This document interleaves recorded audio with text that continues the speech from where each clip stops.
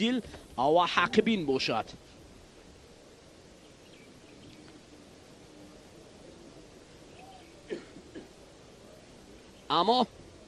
اما حالا فریاد شیخوف رقیب را مستحکم داشته است و فخرالدین جورخانوف باشد، پهلوانی که هر نوبت هجوم کردنی است. کمفعالی دو پهلوان اکنون برای آنها آگاهی.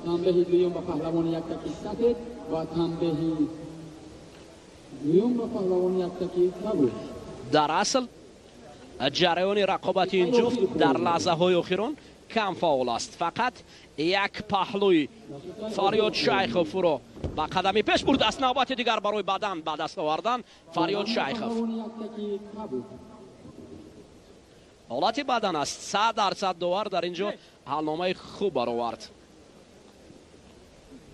نوبت دیگر فریاد حالا داشته است. وقت کمی دیگر باقی میماند و هجوم های پیوسته نتیجه نمیدهد. یک بدن یک پهلو فریاد شیخوف را به فریادش میرسد.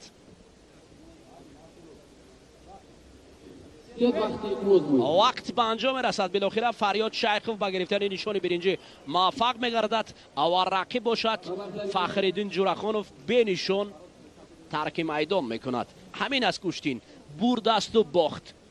بعضا حالت ها به کسب برد اما رقیب باخت می نماید. این است قاعده هایی که در ورزش است. حتی حالت های هم برد هم باخت چون این است.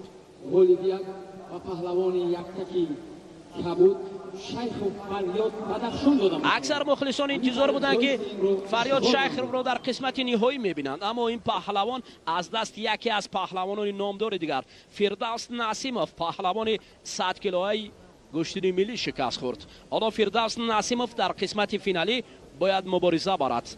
حالا ببینید حالت تکرار را. سرگاه آگاهی پیهم و یک پهلو و یک بدن را نیست ما میتونید در حالت تکرار نشان دهیم. همین یک پهلوی عجیب بود و بدن یک بدن. این پهلو عجیب پهلو بود.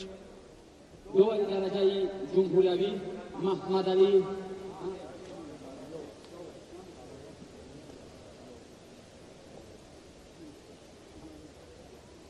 در وزن 100 کیلوگرم دواری بالای بینیم دواری درجه جمهوریوی باور خوجندیجو دواری کنجی دواری درجه جمهوریوی فیضالله حبیب‌الله وقت خوبتر